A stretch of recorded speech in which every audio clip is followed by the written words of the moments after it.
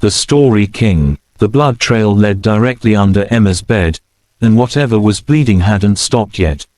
She'd moved into the cottage only 3 hours ago, her boxes still stacked against the walls like cardboard sentinels. The real estate agent had called it charming and secluded, code words, Emma now realized, for isolated enough that no one will hear you scream. The cottage sat at the edge of Thornwood Forest, where the trees grew so thick they swallowed the afternoon light.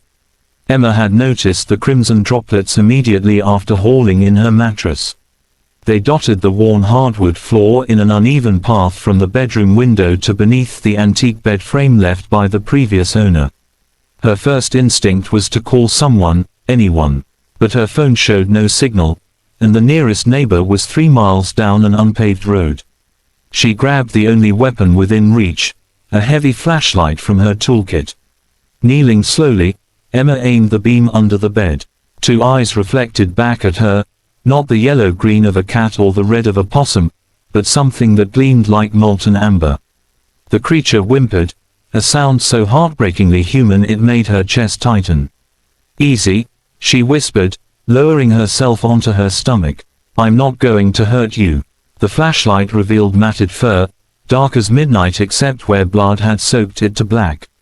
It was canine, or wolf-like, but wrong somehow. Too large for a puppy, yet its face held that same desperate innocence. Its breathing came in shallow, rattling gasps. One of its legs bent at an unnatural angle, and 3 deep gashes ran along its side, the work of claws much larger than its own. Emma's veterinary training kicked in before logic could stop her. She'd spent 6 years treating domestic animals before burnout drove her to this fresh start in the middle of nowhere. Whatever this creature was, it was dying. "Okay, sweetheart," she murmured, keeping her voice low and steady. "I'm going to help you, but you have to trust me." She retrieved her medical kit from the car, her hands remarkably steady despite her racing heart. When she returned, the creature hadn't moved. Its amber eyes tracked her every movement as she spread towels on the floor and carefully, so carefully, coaxed it out from under the bed. It was heavier than it looked, its body radiating heat like a furnace. As Emma began cleaning the wounds, she noticed details that made her breath catch.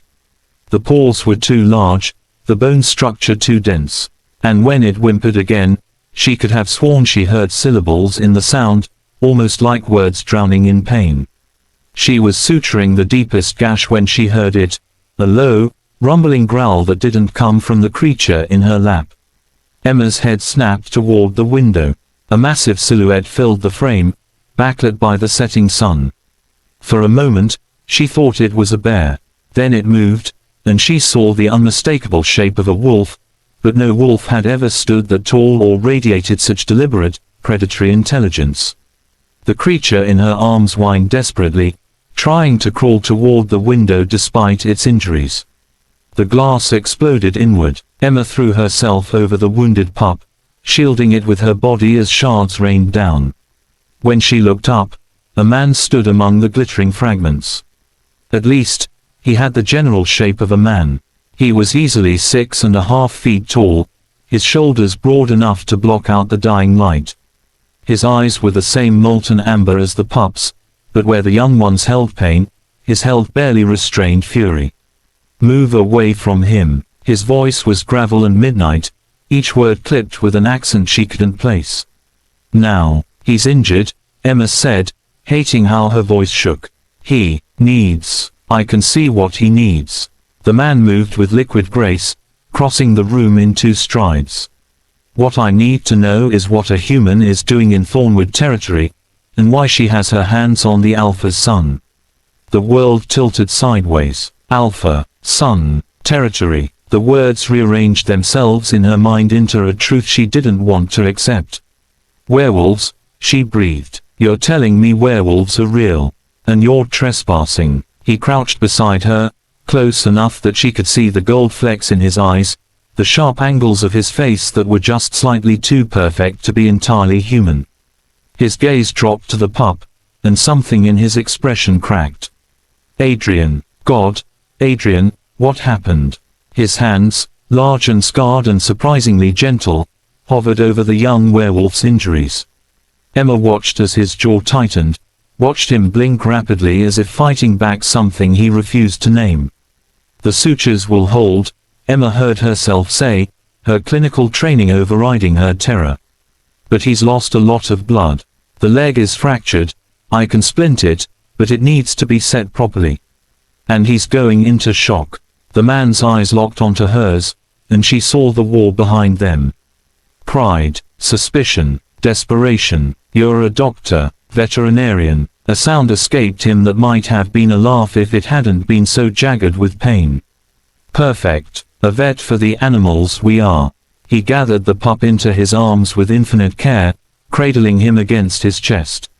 "Your name, human?" "Emma. Emma Thorne." "Thorne." He repeated it like a curse.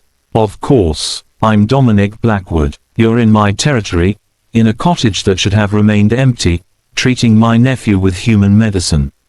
He paused, his expression softening almost imperceptibly as he looked down at Adrian.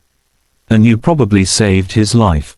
The pup, Adrian, whimpered and nuzzled against Dominic's chest, and Emma watched the fearsome Alpha transform.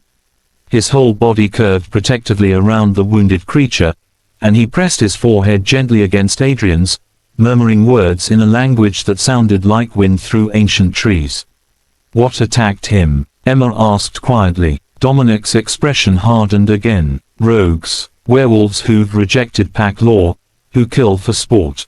His eyes met hers, and she saw the promise of violence there. "They crossed into our territory. They found Adrian alone, exploring where he shouldn't have been. They won't live to see another moon. He needs rest," Emma said, surprised by her own boldness.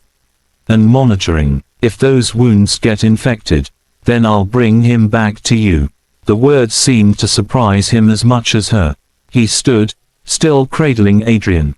"This cottage is yours by deed, but by older laws, it's mine.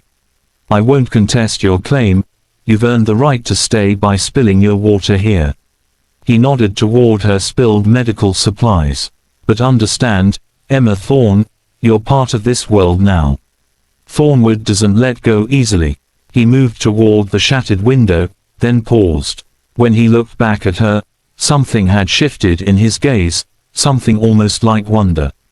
"He let you touch him," Dominic said softly. "Adrian hasn't let anyone close since his parents died. Not even me, not really." His throat worked as he swallowed. "You have gentle hands, kind hands." He knew that somehow. Before Emma could respond, he stepped through the window frame and into the gathering darkness. She watched as his form blurred and shifted, watched as the man became a massive black wolf with amber eyes that glowed like embers. Adrian, still cradled somehow in the transformation, released a small, contented sound. Then they were gone, melting into the forest as if they'd never been. Emma stood, in her cottage, surrounded by broken glass and bloody towels, and laughed. It was either that or cry. She'd moved to the middle of nowhere for peace and quiet, for a fresh start away from the complexity of human relationships. Instead, she'd found werewolves. Over the following weeks, Dominic returned. Sometimes he came as a wolf, standing at the edge of her property line like a dark sentinel. Sometimes as a man, bringing Adrian for checkups that became less about medicine and more about watching the young werewolf play in her small yard while they talked. Emma learned that Dominic had raised Adrian since the pup was 3, after his sister and her mate were killed by hunters. She learned that being alpha meant carrying the weight of hundreds of lives, making impossible choices, and never showing weakness, except, apparently, when it came to a boy who'd wormed his way into a gruff heart. And Dominic learned that Emma had moved here to escape her own ghosts, a career that had drained her dry, a family that never understood her, a loneliness that had hollowed her out from the inside. He learned that she hummed while she worked, that she was afraid of spiders but not of werewolves, and that her laugh sounded like hope. One evening, as Adrian dozed in wolf form by her fireplace, his leg finally healed, Dominic caught her hand. "You could have run," he said quietly. "That first night, you should have." "I know," Emma replied, threading her fingers through his. But I'm a veterinarian. I took an oath to heal. Is that the only reason you stayed? She looked at him, truly looked at the alpha who growled at pack members but sang lullabies to his nephew, who commanded with absolute authority but asked her opinion on everything, who'd spent 3 centuries building walls around his heart and was now carefully, hesitantly, dismantling them. No, she whispered, it's not. He kissed her then, soft and searching, like a question he'd been afraid to ask. And when Adrian stirred and made a pleased yip without even opening his eyes, they broke apart laughing. Emma had moved to the cottage looking for a simple life. Instead, she'd found a family she never knew she needed, a love she'd stopped believing in, and a purpose that made her feel whole. The blood trail under her bed had led somewhere unexpected. It had led her home. The Story King.